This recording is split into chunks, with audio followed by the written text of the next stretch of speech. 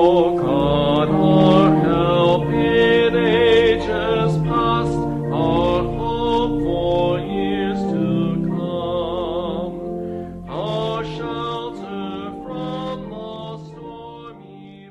Welcome to the King's Hand in History podcast. I'm Chris Van Duzen. And I'm Casey Hoost, and we're here to proclaim the King's glorious deeds. On this episode, we are discussing the Great Depression of the 1930s.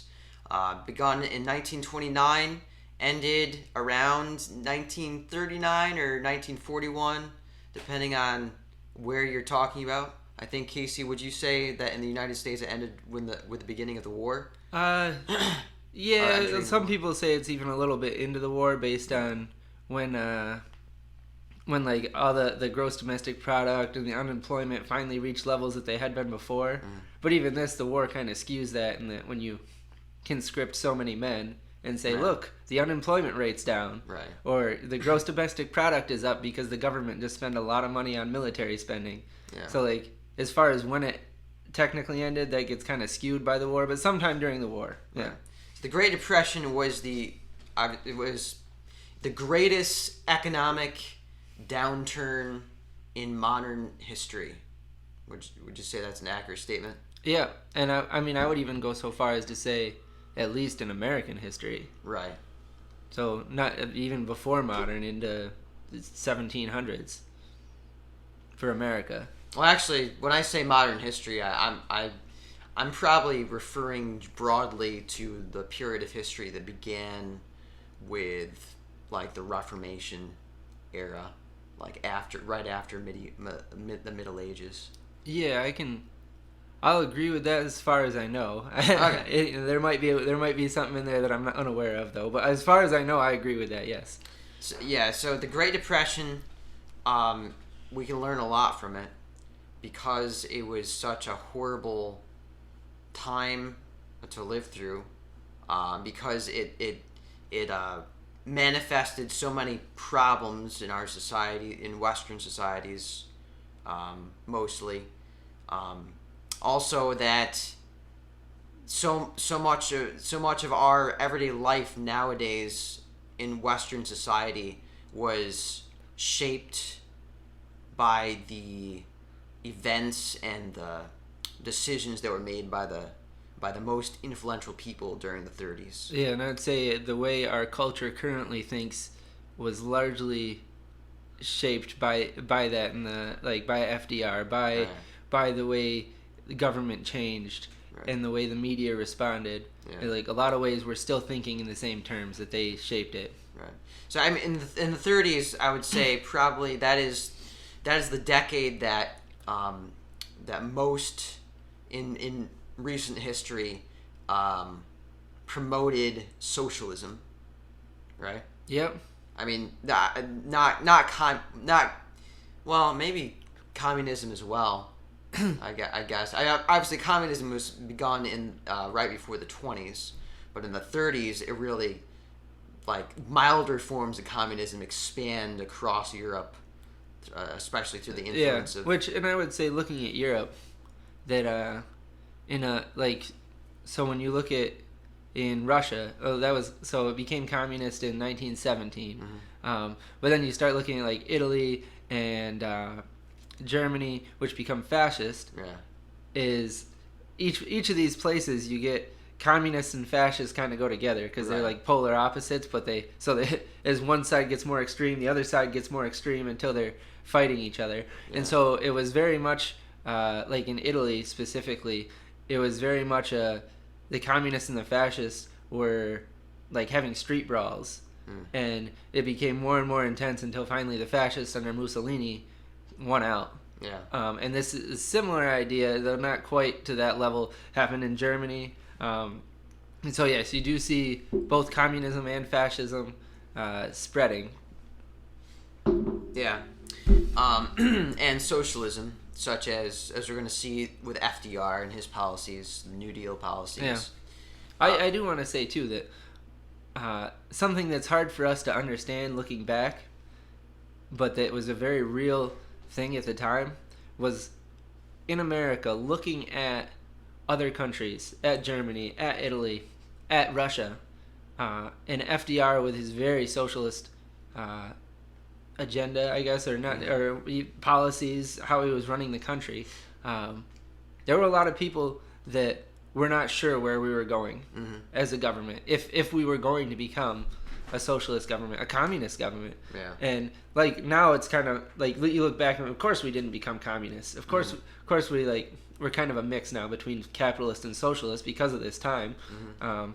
But it was, people weren't sure. Yeah. And then when FDR gets his third term, when FDR gets his fourth term, and it's like he's not leaving like other presidents. Right. Is this more like a set up like a dictatorship?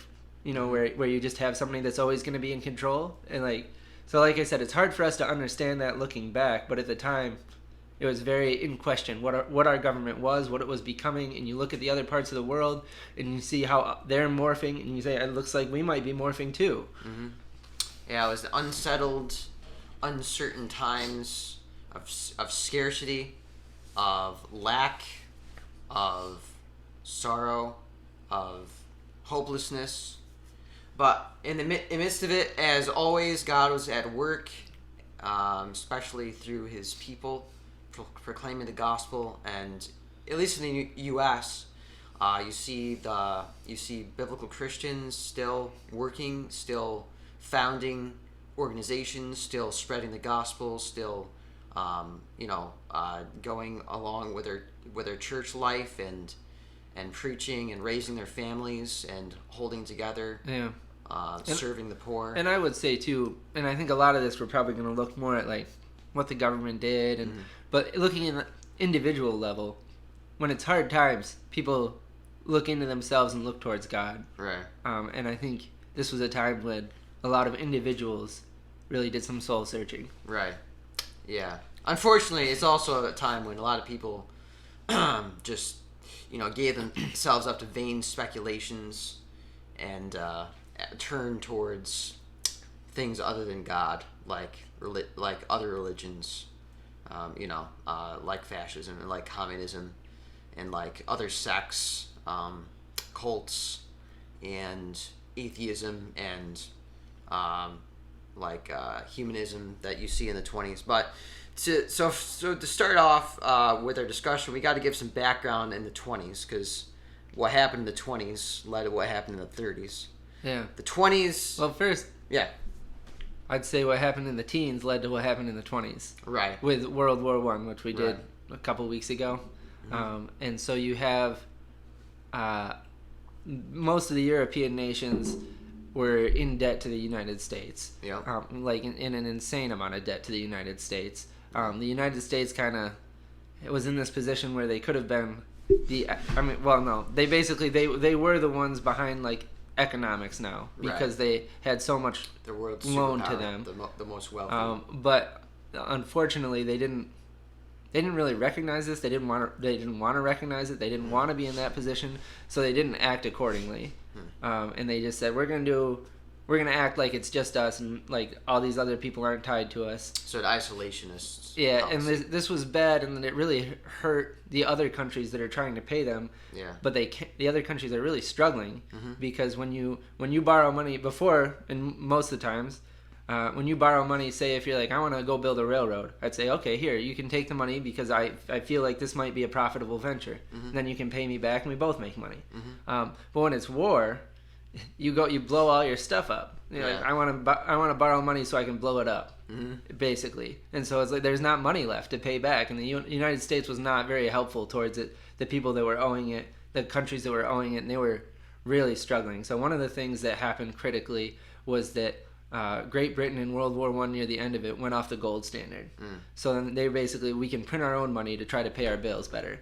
Right. And so they... Instead of having their money backed by gold. Correct. Yeah. And so they were the first ones that went on like this inflation kick that was not great. And so then we get to the 20s. And I guess I'll tie that in there and we can kind of backtrack a little bit towards the other stuff. I think in 1927, Britain said, all right, we have to get back to the gold standard. But as they were coming back... there had always been prices that each thing was tied to. So the British pound was X amount of gold. The U.S. dollar was X amount of gold. Yeah.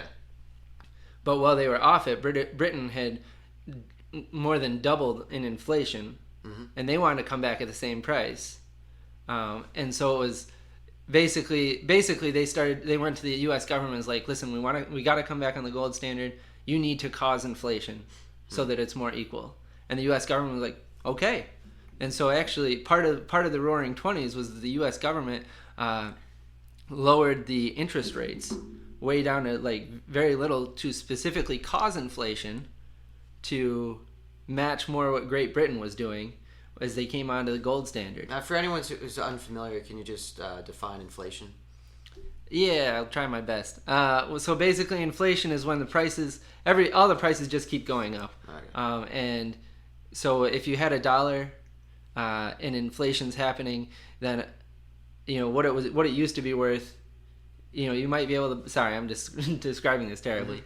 If you could buy a candy bar with $1 5 years ago, because of inflation, a candy bar is now $2, and a dollar bill is actually worth like half of what it used to be. Yeah. Okay. So where are you going with that? Oh, I was just saying that the U.S. was specifically trying to cause inflation in the late '20s, and this was as we see in the Roaring '20s. They're trying to cause their currency, the U.S. dollar, to go down in value. Is that what it was? Yes, okay. Because that was what Britain wanted. Because Britain had already experienced inflation, wanted more on an equal terms. Okay. And so the government is actually pumping money into, basically, and when I say pumping money in, they weren't actually putting money into it, but by causing inflation, it was making a lot more money, or supposed money, in the hands of people. And so people seeing this were spending a lot more than they... And this was one aspect. I mean, there were several different aspects of it. But when people see the inflation going up and in the interest rates specifically, if you can buy something and hardly have to pay any interest on the loan back, people are more willing to spend. Right. And so they do. Now, I will also say for the 20s, because it has some criticisms, but it was a prosperous time. Yeah. It was a time when most homes got electricity, most homes got a refrigerator, most homes got a car,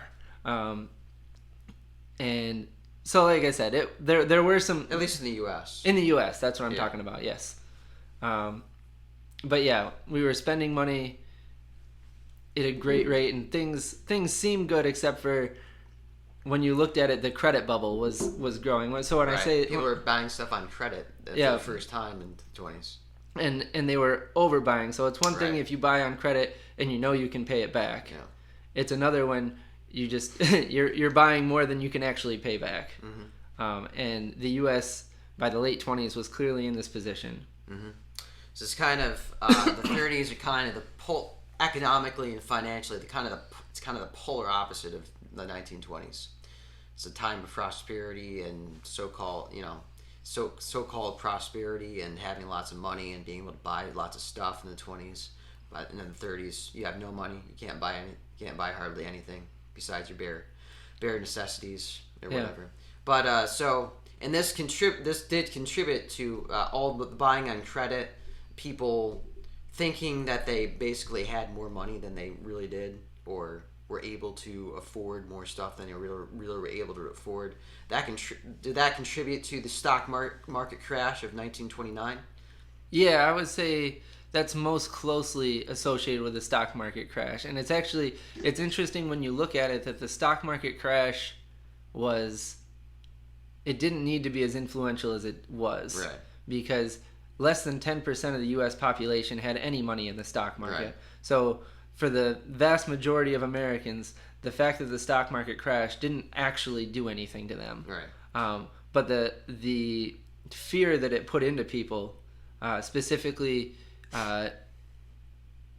of what the economy was doing and the downturn, and then the thought that we need to go get our money from the banks, this more caused things to plummet downward. But like I said, the actual stock market crash was not as big. It didn't need to be as big a deal as it was. Right. And actually, at the time, you'd have groups of people, and this, I think it's illegal now, but it wasn't illegal then, that would basically all like rich people gather together and play the stock market in that, like, all right, we'll all purchase this one a lot and it'll shoot up and people get behind that and buy it all, then we'll all sell it off. Or if we all sell this one off, we know it'll shoot down. So actually, like, for the days leading up to like Black Thursday or Friday, whatever it was, it was both. There was a Black Thursday and a Black Friday. That as things were looking more volatile, a lot of people just assumed it was these guys just like playing with it, to basically be like, yeah, they're just playing us again.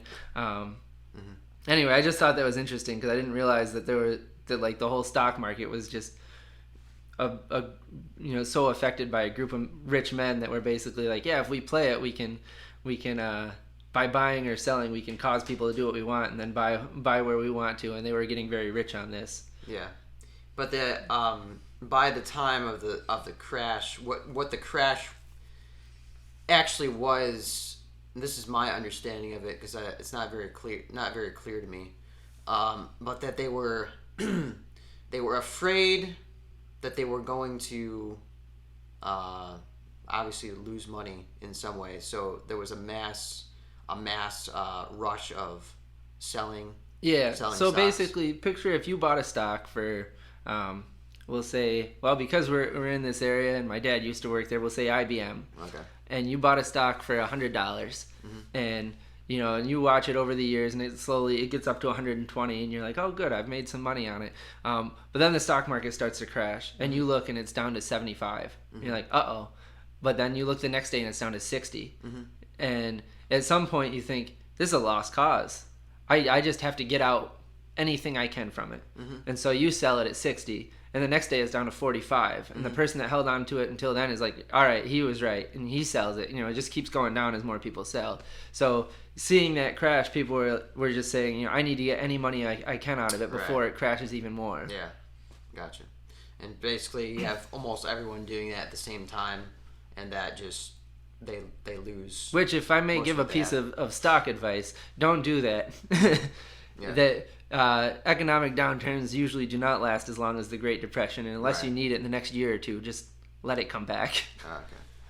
So, well, now relating this to the world, what I read is that the stock market, I'm not sure if the stock market crash had anything to do with this, but the reason that the rest of the world besides the United States fell into the Depression was because the United States got off the gold standard, and this affected their business deals with their trading deals with other nations. So a couple of things. I would say a lot of the European nations got off the gold standard before the U.S. did. But yes, you're right in that when you had a standard that everybody agreed on what was being able to trade, and then you go off that, yes, it affected trading a lot, because what is, if you're trading in Italy, I think is it the lire or whatever their form. Sounds right. Yeah, whatever their form of money is, and you say this is worth this, and I'm an American, I go, no, it's not. Why would I take your money? So it made trading a lot more difficult. And then also, Hoover, near the end of his term, increased the taxes a lot, specifically tariffs to other countries. And his reasoning was that our businesses aren't doing so well. We need to try to build up our businesses by not buying from others. Gotcha. And this was also a terrible idea. As you'll see, as we go through the Great Depression, a lot of the government ideas were terrible ideas, at least in my opinion. Yeah. And that one I think everybody agrees was a terrible idea, though. And so it basically just ground trade, I won't say to a halt, but it hurt it a lot. And anytime you had to trade and you had to pay a high tariff, and you already are off the gold, a lot of these countries are off the gold standard, so you're not even sure what's worth what. And then production, because of the downturn, was lacking, I guess, and also an unsureness of what needed to be produced, even because there were areas where things were overproduced and things were, like, for instance, this one is mind blowing. Agriculturally, in the U.S., and Hoover and Roosevelt both were on board with this. was all right, we need to increase money for the farmers because the farmers are struggling. They've actually produced more. They produce more than we need, and so the U.S. government subsidized and said we will buy things off you, the farmers, so that you get money for it, basically. And so, like, did that start in like the beginning of the decade, like 1930 or something? I think so. Okay. I don't know. I don't have an exact date. But so early 30s, obviously. The problem with this is that, so first off, you have farmers who are now making things towards what the government says it will buy, instead of towards what will actually sell. And so the government buys the stuff, like cotton, for instance, it buys a bunch of it, and the price on cotton just keeps falling, but the government keeps paying this high dollar for it, so people keep making cotton, and the government keeps buying it until like 5 years later, the government's just like, oh, and they like donate it, even though the government just spent a couple $100 million on it, which is quite a lot at the time, so coming out of taxpayers' money. And so then another one that was egregious was the pigs. They're like, you've overproduced on pigs, so we will pay you to slaughter your pigs and just leave them up. And so they literally just paid farmers to just kill their pigs so that prices would go up on pigs. And because what they do with the meat, it got thrown out. That's ridiculous. And as people were starving. Yeah. And so it's like, because the government's getting involved in this to try to raise prices, and the tariffs were largely for the farmers. So the government's like, we got to help the farmers, and they keep making these decisions that like lead to basically killing productivity. That like just unwise decisions on where things should go because of where government money is going to go instead of where the food needs to go. Yeah. Go ahead. So in more concrete terms, can you explain how the rest of the world besides the U.S., how they experienced it, how they got into the Depression? Yeah, I think the rest of the world. So I'll try my best. My understanding of that, this isn't phenomenal. Okay. But I think a lot of it was because of being basically on the U.S. credit from World War I. So you're just watching the U.S., and as the U.S. sinks into a downturn, basically because you're tied to them with your credit, these other countries were, and these other countries actually had more going against them than the U.S. And that, remember, in World War I, in large sections of them, you have them completely blown up. Right. You're trying to rebuild. Yeah. You're trying to, and like you've like they spent so many resources onto this stuff. Right. Especially Central Europe. Yeah. Germany, France, Austria, Hungary. Yeah, and so like these places more have like damage that they're trying to rebuild. Right. But even like Great Britain, the amount of money they spent on World War I, that they had to go off the gold standard to just print money that they knew it would inflate. Like they understood, yes, it'll cause inflation, but hey, then we'll have like our loans won't go up though, so we'll be able to pay it with inflation money. Was what their thought was. So yeah, economically after World War I, it wasn't good, and this makes sense. I think we've kind of World War II gets an odd pass in our minds as like, yeah, it pulled us out of the Depression and it was great for the economy. And when I say it gets an odd pass, in that every other time in history, and I think you could argue that World War II is more this way than people realize. It's just the narrative that's been told. War is expensive. Right. And you look at like kings, emperors that were basically their empire crumbled because they spent so much on war, or and that holds true even today. I mean, think about like all our time in Afghanistan and Iraq is war costs a lot of money. Yeah. And it's also, like I said, it's not a profitable thing. Well, for some people it is. Maybe not for governments, but no, for private businesses. For private businesses, it can be. Yeah. And I guess if you conquer a place and get resources from them, it would be. But in general, the government is paying money to stuff that is not going to last, like shells, tanks, airplanes. A lot of it gets blown up, or so it's in general it's not. And so I think this one, looking back at World War I, this really hurt Europe. As far all the countries had put so much resources, and then they were paying for it now. Now, how come the Great Depression lasted so much longer in the U.S. than in Europe? Okay, here's my contrary to popular opinion, or what what has been told to us, I would argue that FDR is the reason that it lasted so long. Okay. All right, so let's talk about FDR. First of all, when was he elected, and what were his policies? What were his goals? I guess I should start by saying. Actually, you know what? Let's first of all talk about a little bit about Hoover. Okay, about America, I was gonna say America under Hoover. I was gonna say Hoover did not do a good job either. Right. He could have helped things a lot, but he did not. What were the main things that he did? So first, I'll start with a general idea that I want to debunk a little bit is that Hoover. So I think a lot of people what they're taught in high school would be that Hoover was a laissez-faire guy. Let it be, and basically did nothing. And it got really bad because of Hoover. And then FDR came in with more ideas to try to stimulate the economy, and he fixed it. Mm-hmm. Like that's a lot of times what I think is taught in school. Yeah. Starting off with Hoover, Hoover was not a laissez-faire person. Mm-hmm. Hoover tried to do a lot of things, and he did a lot of dumb things. Yeah. One of the first things he did that arguably set our country back into the Depression several years was, as things were starting to fall, he went to the big industries and told them, basically got them to agree, you will not lower wages. Now, this sounds great to the worker, right, but this has terrible impacts because the first thing that these guys are like, okay, and then everybody, your hours are cut in half.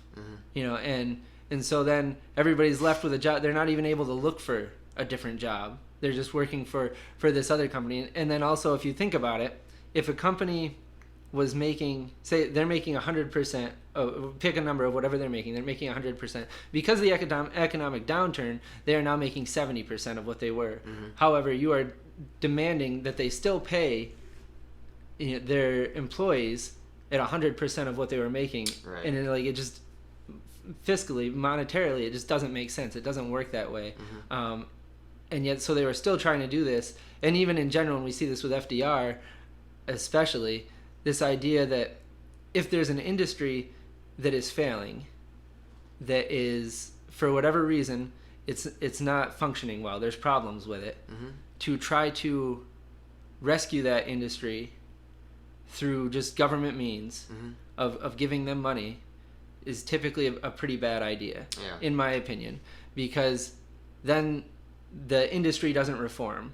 The industry doesn't say, we lost this much money because of this, and this. Instead, they go, the government will bail us out.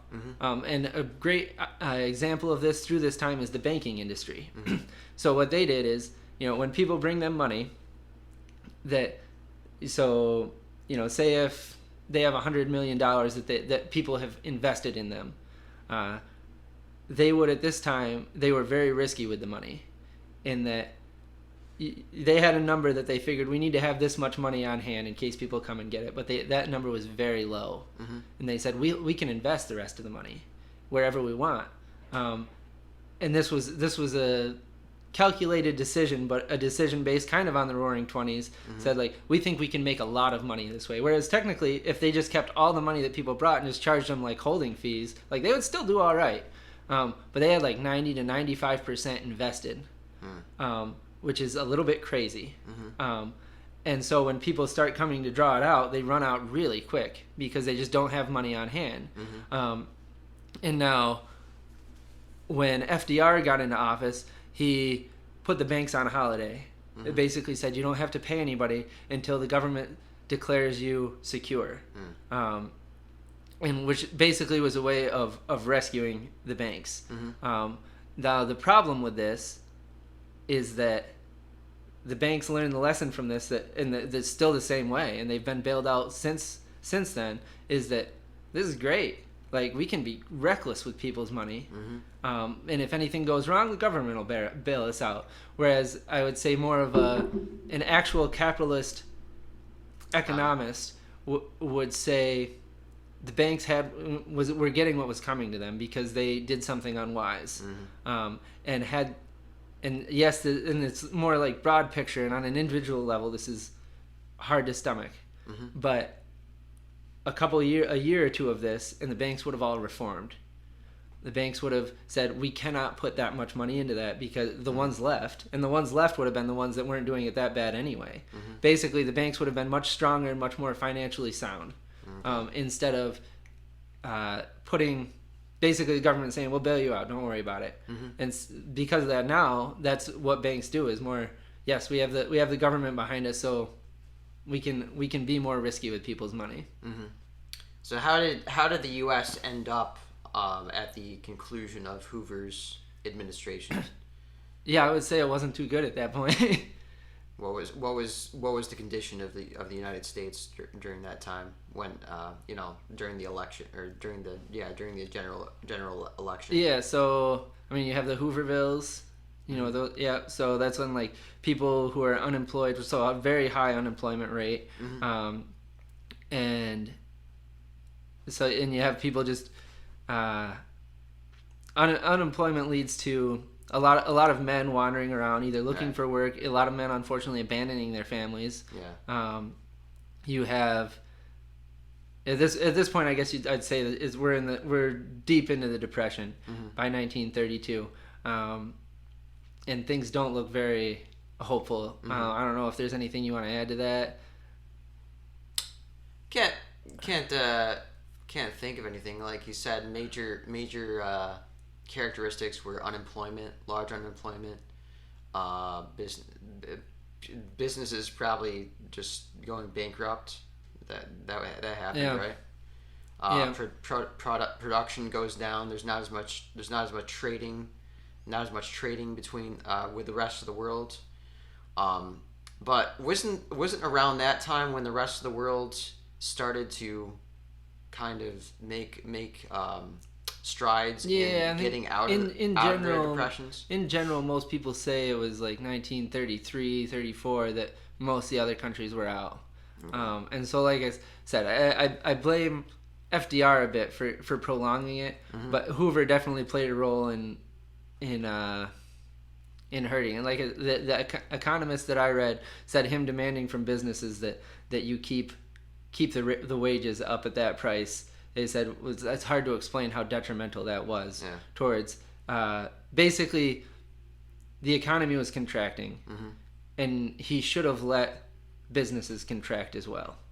And basically the idea that when times get more scarce, you need to tighten the belt a little bit, and to refuse to tighten the belt because the government said no, we can't do that, basically just made it, in my opinion, that it just prolonged the problems by just saying, yes, things are going to get cut, but we need to cut things so they can grow. And like as far as industry going, this would look like this industry is doing poorly, so the people that lose jobs here can be shifted over towards industries. Like technology was growing at a rapid rate at this point, so like if we turn things more towards areas that are now growing, that's the idea behind it. Instead of saying no, you need to stay in this industry, we'll maintain a job here, and it's like, but this industry is failing, it's no longer a viable industry. Kind of like the Public Works Act, where FDR put in, so people could do jobs for the government, which in a sense is nice. But all these people that are waiting for jobs for the government and doing these jobs for the government, they're not actually entering the economy in a more useful way, if that makes sense. They're not like the economy is not shifting to the times. Instead, it's just being held in place by the government trying to insert itself. Okay. Now, Hoover, you think quickly? Do you think it was misguided and honestly trying to help, or did he have malicious intent in trying to drive the U.S. into Greater Depression? I don't think he was trying to drive it into Greater Depression. I think he had a reputation for being able to handle situations. And that was pretty much why he got there. There was something down in the Mississippi area, but then on a closer look, at his resume, I think you see that like his previous times, like, is less impressive, and he was more incompetent than you think. And he was also, and you see this with FDR, who was probably better than Hoover.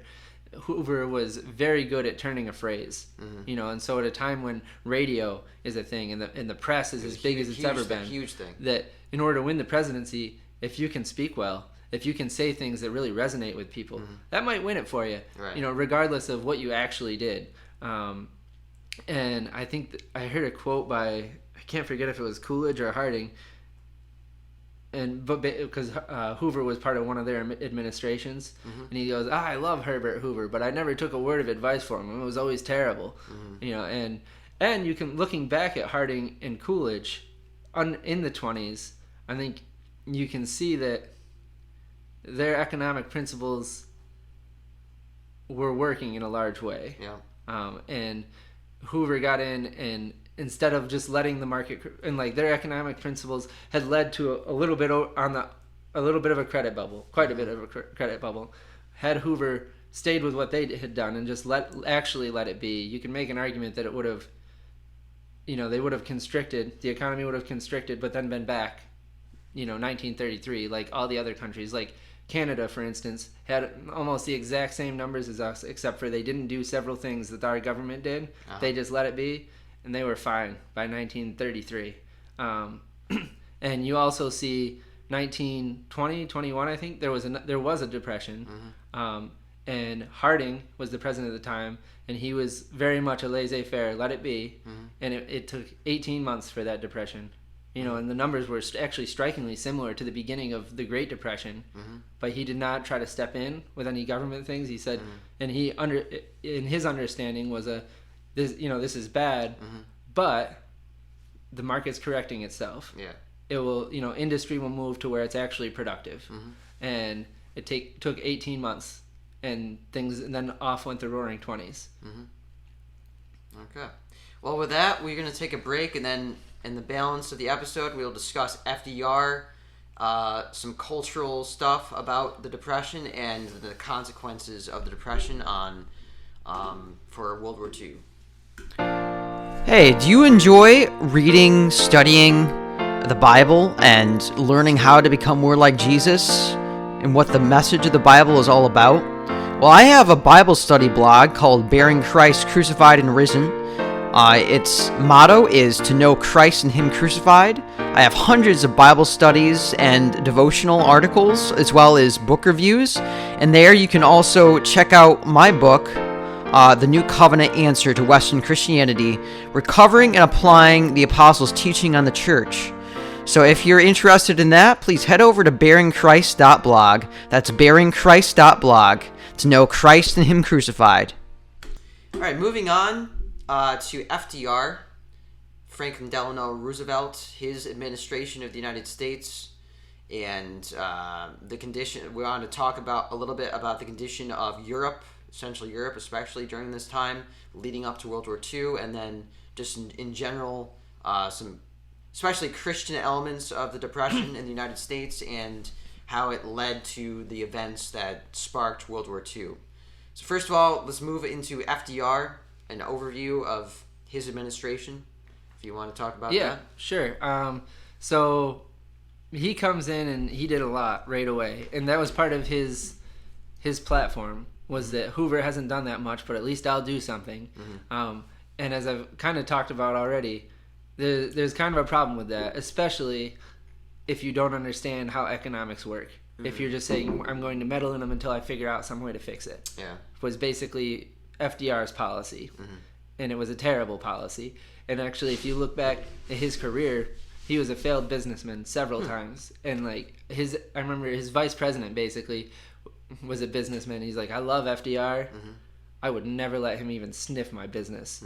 And so FDR was like, he was just willing to try a lot of things. Yeah. But he didn't understand economics. And so he'd come in, and like I said, with he was on board with the agriculture thing, and then he's like, all right, we'll do the New Deal. He's like, so I would say he didn't really understand economics, but he did understand people. Yeah. And he understood that if I look like I'm doing something, people will like that. And he's quoted, I forget who he was talking to, but basically before one of the elections coming up, he's like, all right, it'd be ideal. And he's talking to, I think it was one of the financial people, like the Federal Reserve, if we can have the stock market very volatile and bonds very volatile, because if it's at that state and my opponent is saying, I will, I want to let it be alone and let it correct itself, and I say I will do something, people will latch onto that. Mm-hmm. And so like he specifically was trying to have it be that way so that people would latch onto him. Mm-hmm. And so and with his fireside chats, he was very interested in reaching the lower, I guess the mass people with his message. What were the fireside chats? So he, over the radio, directly, I was like once a week for like a few years, would give a message, would talk on the radio that people could listen to. And I would say too, his media usage was like almost revolutionary as far as the idea of it. He was pretty anti-press because he struggled to control it. But he found this niche with the radio where I can talk directly to the people, because the press would criticize, would say like he wants to do this, but actually think about this policy. It's not a great policy. But he's like, no, I want to talk directly to people and make them feel that I have things under control. Right. And so he did this, and I think you start to see the seeds of our media today, of let's appeal to what the common man wants, right? Especially even if we don't know what we're doing is good, but if we get them to convince that what we're doing is good and can get their vote, then that's really what he was shooting for. And almost every American had a radio. Yes. Every American household. Yeah, and he actually, and so this was another thing about FDR that people don't realize. This was, so like on the radio, he got the radio controlled by the government at the time. And so how was that? The government had control of the airwaves. Okay. And so in order for a radio station to function, the government would give out 6-month leases. And so if a radio station said things he didn't like, or the administration didn't like, after their 6 months they were done. And so all the radio stations were super pro Roosevelt because they knew they'd be done. Yeah. If they were anti him, because they knew like the newspapers, he hated the newspapers, but they were already entrenched. He couldn't do that much about them. Though I would also say, and this is alarming too, that people don't realize, he increased the FBI to a large level. Specifically, he went through a lot of the media members. He went through all the members of Congress, and he had them all being like, all their telegrams being monitored, had basically any scandal he could get on them. So just getting all this information on all these people so he could use it if he had to. When Harry Truman came into office after FDR died, he didn't realize this. And Harry Truman was actually, I would say, more of an upstanding individual. And he, within a month, he had like decreased the FBI, and he was horrified. He's like, what is this? This is like the KGB. Yeah. And Roosevelt didn't use it to that extent, but it was set up in a way that it could have been. Yeah. And most people don't realize the amount of that of all those like inner workings that FDR had set up so that he could use if he had to. Let's see. I don't know. You got anything from there? I can try to think of a few more things. Not really. We could talk about the gold standard too. Okay. So just another thing that FDR did that was like robbery of the U.S. people was, so he went off the gold standard, which is debated whether that was wise or not. But the thing he did that was really egregious was he told the U.S. people, we're going off the gold standard, so you have to sell your gold to the U.S. If you don't sell your gold to the U.S., it'll be, I think it was like $1,000 fine per like small amount of gold. Yeah. And so the rate that the U.S. would buy gold was like $20 roughly an ounce.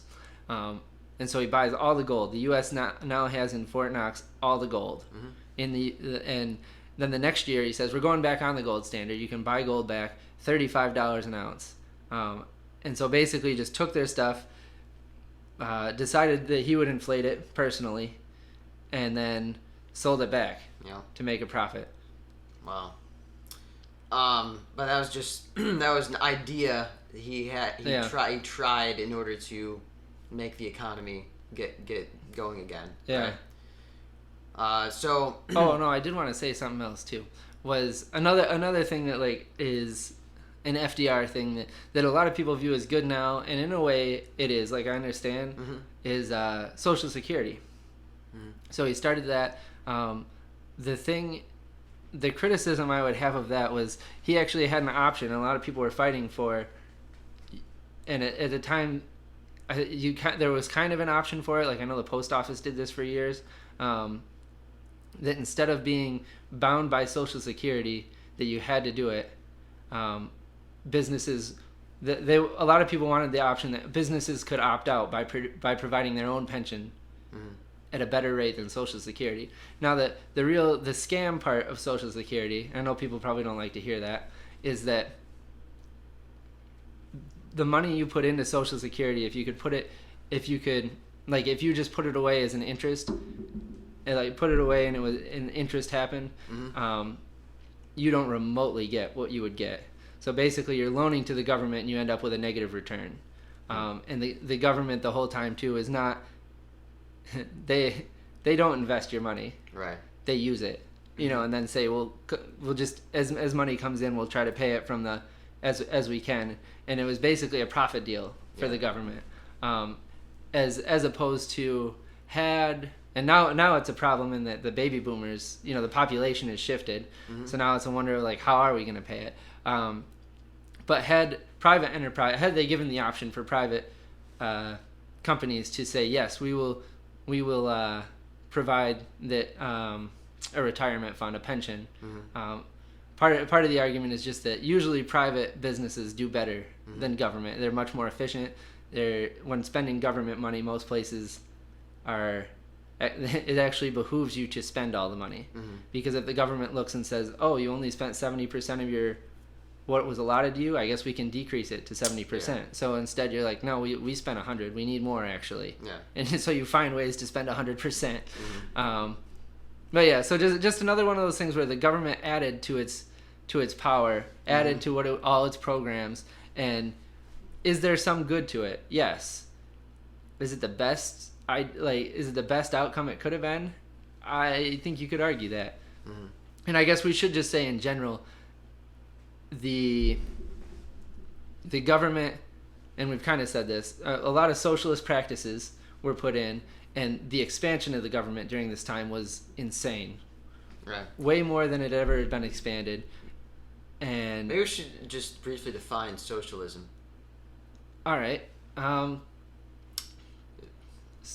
would you define it, if you can? I guess it would be more towards not quite communist, right? But towards that direction. It's where government directs the economy, right? Basically, yeah, I would say where government kind of guides it. Yeah, and with the idea too of provides the availability of basic necessities for people. Yeah, and I think there is not like I said, not quite communism, but still this idea that the government's redirecting the wealth out to the people, the different classes. Yeah.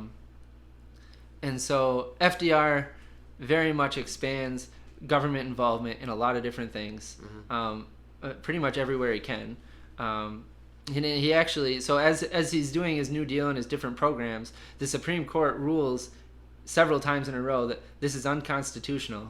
The government can't just step in and do this. And FDR then has this idea to pack the courts because it's a 5-4 majority against him usually. Though actually on a couple of the decisions it was anonymous that he couldn't do that, but he wasn't very happy about that. So he comes up with this idea that for every Supreme Court justice over the age of 70, I get to add my own Supreme Court justice. And he, obviously done the numbers to be like, and that would give me the majority I need to do whatever I want.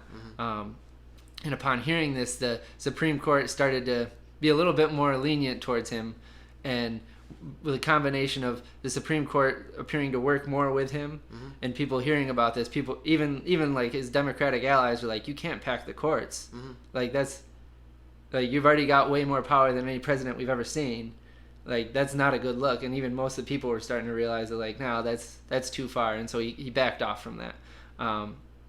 But so in general, yes, he expanded the government a lot to the point where now, if we look at where we are, I would not call us a capitalist nation. Right. We're kind of in between capitalism and socialism, kind of a mix of it.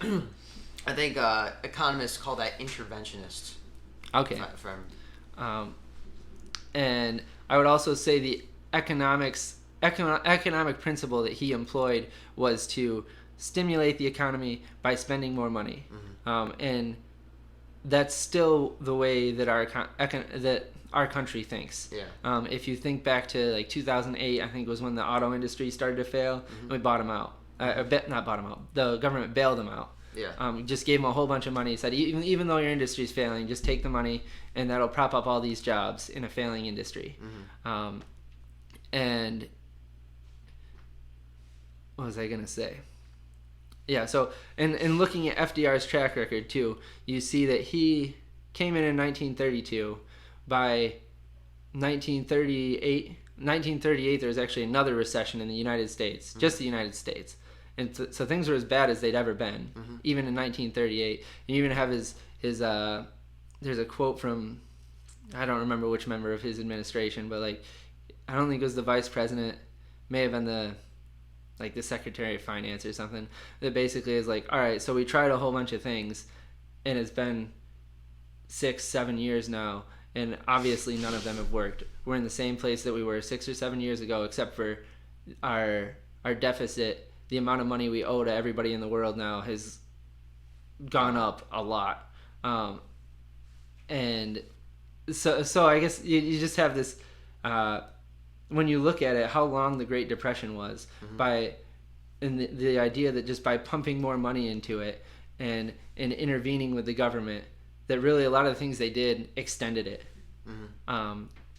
And unfortunately, though, I think the narrative that FDR was able to play onto it, that he got us out of the Depression, and that a lot of the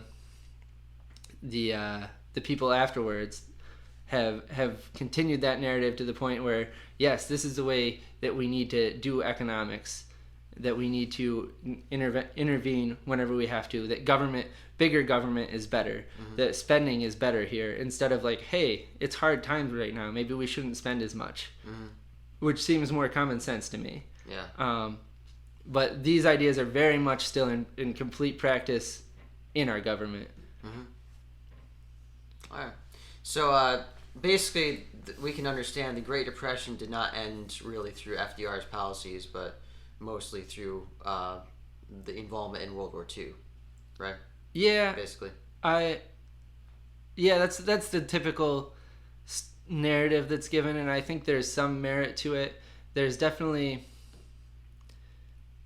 It's hard to tell too. I mean, because by the time we got out of World War II, yes, we had become a world superpower, and our industry had grown. Yeah. As far as it's hard to tell, as far as, like I said earlier, I think was, yes, your unemployment's down because you just sent 10 million men off to war who now technically have jobs. Yeah. But because of the war industry, businesses had to start being productive again. Yeah, I would agree with that. And I would also say, though, I guess on the flip side of that is that World War II, for the people at home, was still a very hard economic time. Right. That coming out of World War II is the industries were now up and running, and the men were coming back. Yeah. And I think too, you get more people willing to spend, like, having gone off to fight in a war, you come back more ready to like spend and live your life, and not just be a stick in the mud. Yeah. But yeah, so. Okay. Also, just talking about the U.S., as far as new things that happened during the Depression, I just wanted to point out some the condition of Christianity in the U.S. during the Depression. Not only did businesses fail, but also missions actually went down in the Depression because you obviously don't have as much money going to them. There was a 5% drop in missionaries in 1929 compared to 1923. Also, the just the general view of biblical Christianity was between versus the beginning of the century in the 1900s to up to 1930. A lot of public opinion went down on Christianity. So, the characterization that you can get from studying this is that basically the 1930s was when the United States stopped being a Protestant nation, or quote unquote Protestant nation. During that time is when a lot of people stopped practicing Protestantism because of all the liberal Protestant groups and the social gospel stuff, and also because of the progressivism, liberalism. And then there are also a lot of sects that sprung up during the Depression. So there were 67% of writings about Christianity in 1930 were unfavorable, compared to 22% of them in 1905. However, there was still evangelical biblical Christianity that was working, developing through the Depression. Yeah. We see the founding of Westminster Seminary in 1929. We see a lot of denominations being formed in the 30s, such as the Orthodox Presbyterian Church, formed by J. Gresham Machen. Just a few that I found online. In 1932, the General Association of Regular Baptist Churches was established. 1933, the Navigators Association or organization, if you're familiar with that, the Navigators. It's a non-profit evangelical ministry that serves college students now. It started with the Navy, though. That was established in 1933. In 1934, there's an Evangelical Reformed Church denomination established. In 1937, the Child Evangelism Fellowship was established, and also the Japan Bible Society, which tried to reach to the Japanese with Scripture. And then in 1938, Our Daily Bread, that ministry that distributes the Our Daily Bread devotional, was established. Also in the U.S. mostly during the 30s, Pentecostalism grew rapidly, and I think we can attribute this partly to the popularity of Amy Semple McPherson in the 20s. And again, this had to do with the radio being a new media that people that got out ahead on this and that got into the radio. The first ones would get a large audience and could influence a lot of people. And also because in the 30s there was a lot of people migrating to the cities. Yeah. And specifically out west. Right. And Pentecostal churches took advantage of this, and they had big influence in the cities, and they went and also because the Depression was so horrible for a lot of people, the emotionalistic and experiential religion of Pentecostalism really appealed to a lot of people, I think. So actually Pentecostal missions expanded during the 30s, and they actually published a few periodicals during the Depression: the Latter Rain Evangel, the Glad Tidings Herald, the Pentecostal Evangel. And also, besides Pentecostalism, just in general, evangelical radio programs are still going on during the 30s. I think we should talk a little bit about radio during the Depression. It's not like people just went without entertainment or leisure. Like they were still doing fun stuff, and also the entertainment industry was still going strong during the Depression in the U.S. because there were so many shows you could listen to on the radio. Yeah. Like people would listen to the radio regularly throughout the week. You had tons of popular shows like Orphan Annie is one of them. I can't think of any others, but there were a bunch of entertainment shows. And what's interesting is, what makes sense is that most of these shows were not about like trying to deal with everyday life, but they were about just fun. Which, and I would say too, comedies and stuff. This is more towards the end of the Great Depression. but movie and theater was becoming a thing too. Right. And Well, that began in the 20s. So it yeah, really established in the 20s. Yeah, it was. But I'm like, I'm gonna forget a lot of the movies. But like 1939 was like the year of all years for like looking back in movie history. Mm. I think you have like The Wizard of Oz, Gone with the Wind. There's several more that I'm forgetting. But like that big that like a lot of us still recognize them, even though it was 80 some years ago. Right. And so there were movies being produced. There was a lot of radio, and yeah, like you said, people didn't just stop having fun. Right. But also radio was used by Christians, because there were actually a few big like Bible teaching radio programs or church type programs. There's the Old Fashioned Revival Hour that was produced by the guy who started Fuller Seminary, Charles Fuller. There was the Radio Bible class that was started by I forgot what his connection was. Oh, he was the guy who started the Our Daily Bread. Oh, cool. Ministry. There was the Bible Study Hour. That was another program that people listened to. Between 1929 and 1940, enrollment at evangelical colleges in the U.S. actually doubled. And world evangelical denominations increased in their worldwide membership between 25% and 100% across the denominations. It's not like Christianity stopped, because the Depression really just basically what people, the general character of the Depression was people just sticking together, trying to make ends meet, working all the time. But there was still progress in expanding Christianity. Yeah. And I would even say too that, like, thinking, my grandpa grew up in the Depression. I heard a lot. Spent a lot of time with him, and so got to hear a lot of stories.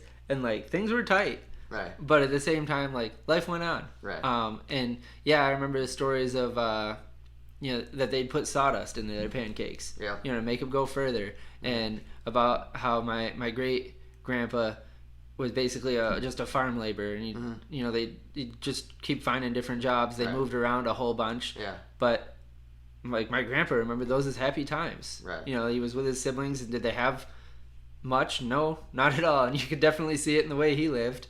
But like I said, he looked back on those times as happy times. Right. At least for Christians, we can always look at our times as happy times. That's right. Rejoice in the Lord, not in our circumstances.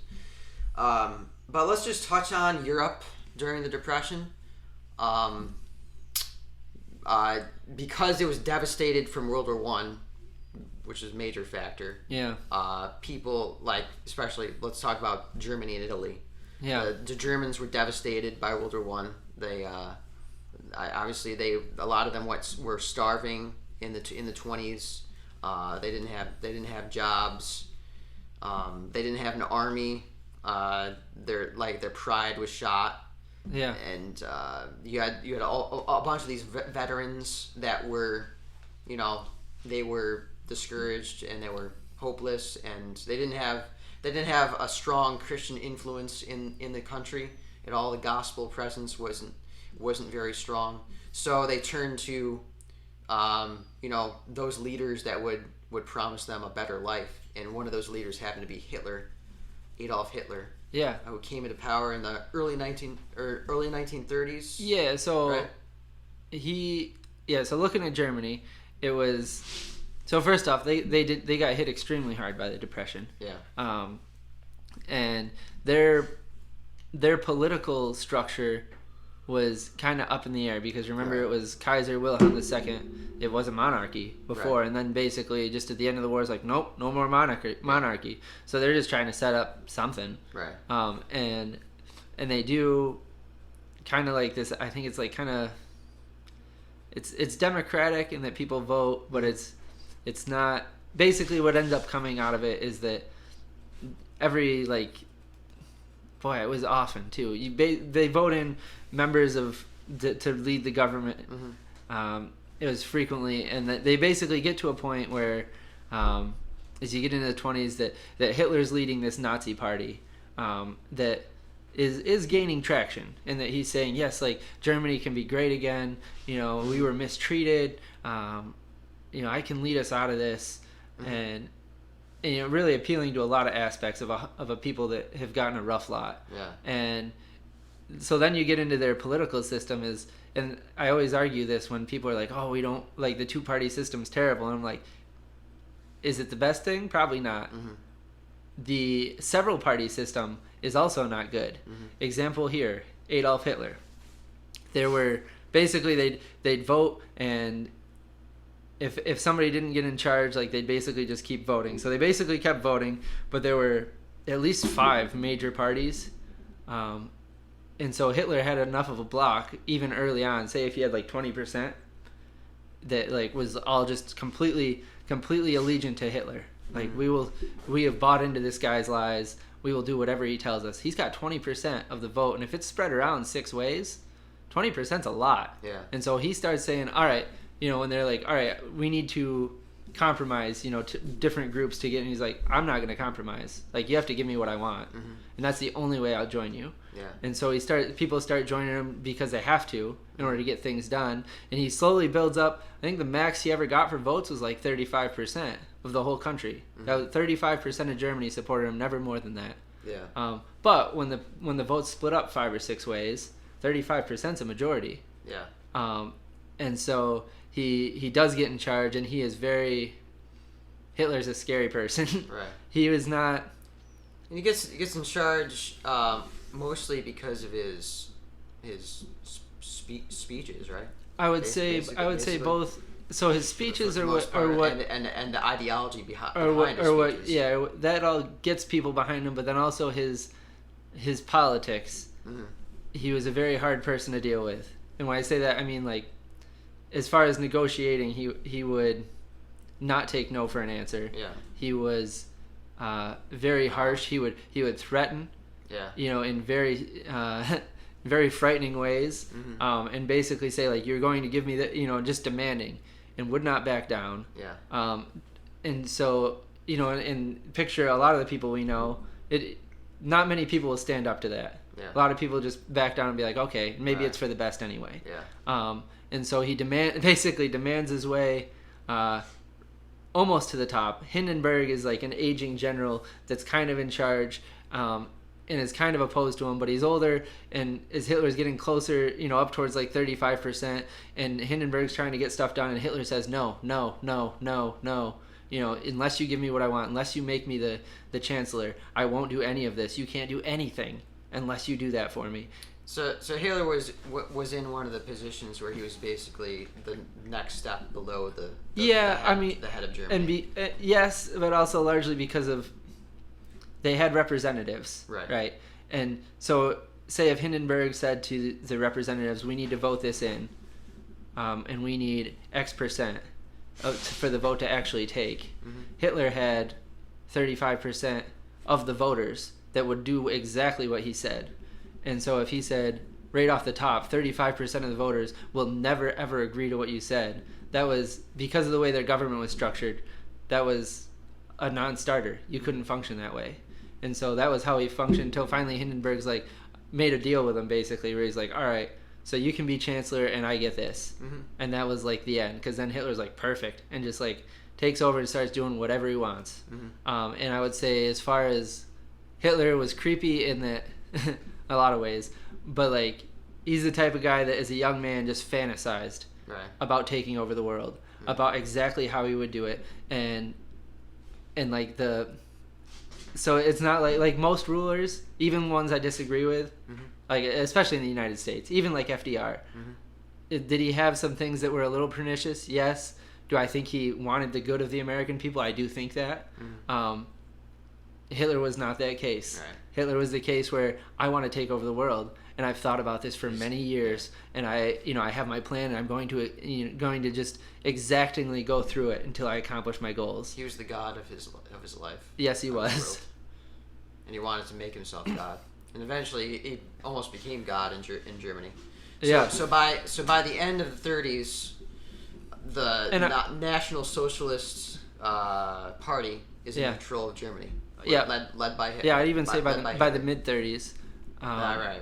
And I forgot. And I would say too that because of the Great Depression, so a couple, like the Great Depression, caused a lot of the countries not to pay that much attention to Germany. Yeah.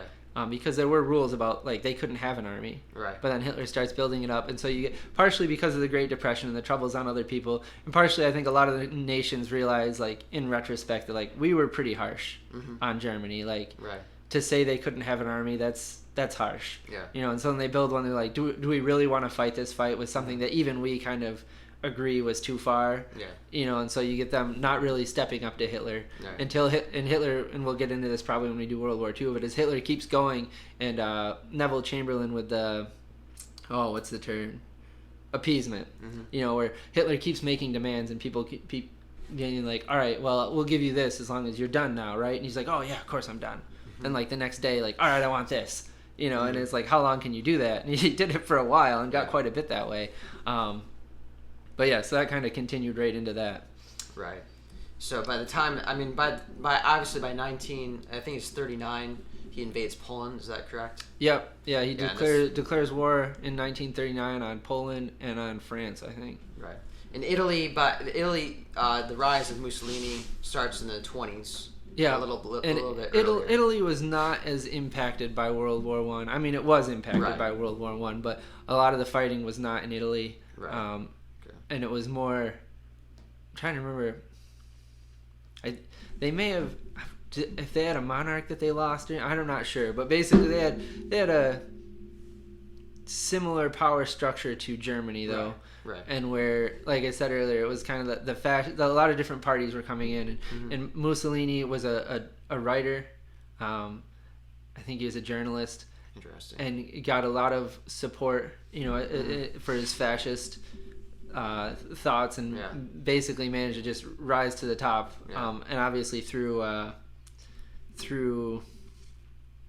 some harsh means sometimes. But I will say, he was much more beloved than Hitler was in Italy. And even looking at him, if you look at his life, you can sympathize with him some. Yeah.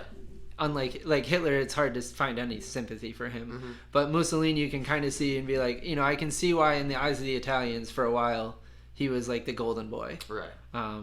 But yeah, so he basically rises to the top with his fascist principles. Yeah, and they become allies at some point. Yeah, so that was 30s or 40s. that was Hitler was looking for allies because he knew what his plans were, and there weren't a lot of people that were up for being an ally with him. But Mussolini was, you know, also a fascist leader, and Hitler basically brought him into Germany and was like, "Let me show you around a few things." Shows him around, and Mussolini's thought is, "Whoa, they're gonna win." Yeah. I mean, when he sees his stuff, so he's like, "Yeah, it would probably behoove Italy to be allies with Germany because wow." Like the technology that I've just seen and the armed forces, like I've never even heard of such things. And so he is, they're allies, and Hitler actually does defend Mussolini pretty well, like views him as an ally and treats him as an ally. But in a sense, in that way, he was kind of like a little bit strong-armed into being an ally with Germany. Gotcha. Now, the Soviet Union, really, they were kind of detached from the Great Depression because they were communists. So they were really not involved in the capitalist world economy to that much, to a great degree. So basically, everyone over there is already in a self-imposed depression. Because they belong to the government. And I guess we should say too the rise of Stalin. Right. So Lenin was the leader at first, and he's the leader for a while, and I would even say about him that he seemed to actually believe in communist principles. Not that I would agree with what he did or that they were right ones, but he seemed to actually like try to walk the walk of a communist leader. But so then afterwards, when he dies and there's the power vacuum of who's going to take charge, basically Stalin gets in there and he is just ruthless, and he is very much becomes this authoritarian dictator that will squash any resistance. And that's the guy we have going into World War II, then into the Cold War after that, and sets up the Soviet Union as, I guess, what a lot of people think of it as today. Yeah. And during this time, just to mention another player in World War II, Japan, they weren't really that affected much by the Depression. in the 30s, what they did was expand their empire. Yep. And they start invading significantly China. Yep. And so that's their expansionist beginnings, really, in the 1930s, and they become a powerful empire. And obviously in 1941, with the Pearl Harbor attack, that's when they get involved with the U.S. And then another notable thing I just wanted to mention is during the 30s, also the Spanish Civil War. Oh yeah. is going on. I mean, it's not as significant in regards to World War II. It obviously affects a large part of Europe, though. Yeah. And I forgot exactly what the factions were. It was a monarch, someone who the supporters of the monarch, and then supporters of some other. I think it was Franco took over. I almost feel like faction. I might be making this up. I almost feel like he was a fascist. Okay. Because I think Hitler tried to get him to join him, and was like friendly towards him because they had similar regime ideas. Right. But he was just like, no, we don't want any part of it. But the Spanish Civil War, from my understanding, is that it was a testing ground for the warfare of World War II. Oh no, that's right, because Hitler did send a lot of aid to, I think it was Franco, and yeah, as a testing ground. That is right. That he was like, yeah, well, we can test some philosophies and some of our equipment. Yeah, and tactics. Yeah. As well. I guess that's kind of the state of things in Europe and in the U.S. in the late 30s, early 40s. Obviously, war begins in the late 30s in Europe, and then over in Asia, you have Japan just invading lots of territories, and then we talked about the Christianity in the U.S. Also, I wanted to also just mention there's a lot because of the turmoil and instability in Europe. There's a lot of immigration during the Depression to the U.S. You get a bunch of notable figures. Probably the biggest one is Albert Einstein during the 30s, and there's a big amount of Jews fleeing Germany, and they end up in the U.S. as well. So you have a rise in the Jewish population in the United States. I guess there's also so because of that there's a rise in a nationalist mentality and like organizations in the United States who try to go back to old-fashioned American values and oppose anything that's non-American. Yeah. There was one Catholic radio program producer who was like one of the leaders in the Christian nationalist movement, which is interesting. Started back in the Coughlin or Coughlin? Yes, yeah. That started in the 30s, and then there's obviously anti-communism happening in the U.S., like the opposition to communism. There's a lot of people that are like they're appealing to communism appeals to them because of what's going on in the U.S. But obviously there's a lot of people who are still opposed to it. But I think is that a good setup? Yeah, I think that leads nicely towards World War II. Yeah. Well, I guess one closing point that I was thinking of, a little bit back to FDR, but just government, is FDR basically, I remember he made a speech in like the late 1930s, but basically saying that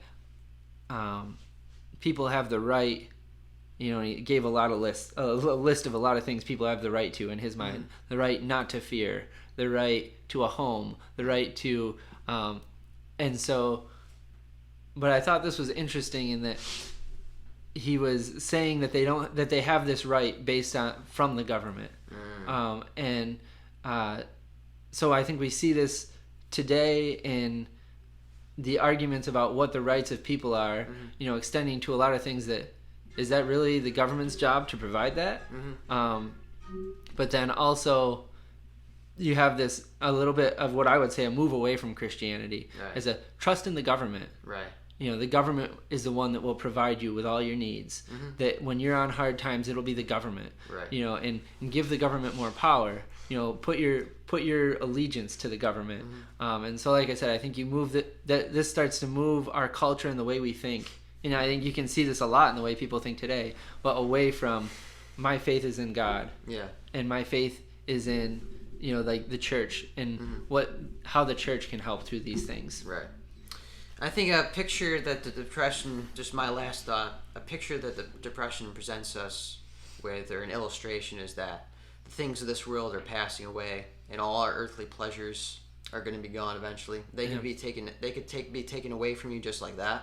So if you don't have treasure in heaven, you have nothing really. Exactly. At the end of things, and we can look to the God who became poor for our sakes, so that we would become rich through him, Jesus Christ, who humbled himself to the point of death on the cross, died in our place on the cross for our sins against God, rose again from the dead, and is now seated in heaven as the ruler of all things, and he's coming again to judge the world. If you don't have faith in him, you must repent and put your trust in him to be saved from the wrath of God that is coming. Please do so today, and you will have treasure in heaven, and you will have eternal life, and you will have no need for earthly pleasures or comfort, because all your hope will be in the life to come that the Lord has provided for you. Thank you for listening to another edition of The King's Hand in History. Please, if you're on Facebook, consider joining the King's Hand in History podcast students group.